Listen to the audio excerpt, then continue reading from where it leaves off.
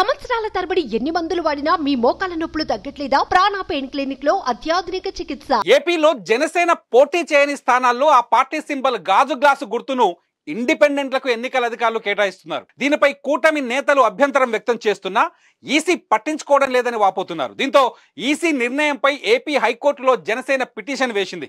గాజు గ్లాసును ఇతర అభ్యర్థులకు కేటాయించకుండా ఆదేశాలను జారీ చేయాలని పిటిషన్లో జనసేన కోరింది.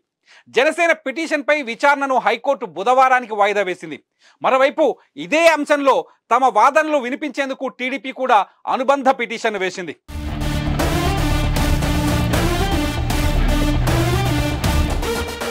జనసేన పోటీ చేయని స్థానాల్లో కూటమి తరఫున టీడీపీ లేదా బీజేపీ అభ్యర్థులు బరిలో ఉన్నారు.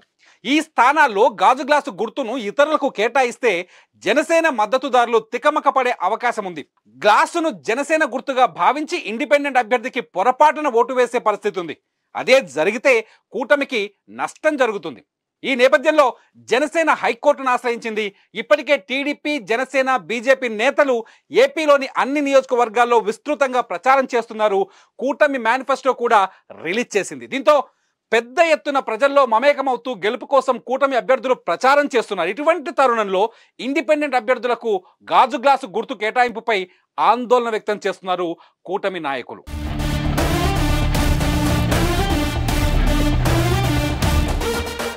సుమన్ టీవీలో మీ పర్సనల్ అండ్ బిజినెస్ ప్రమోషన్స్ కోసం కింది నెంబర్కి కాంటాక్ట్ చేయండి.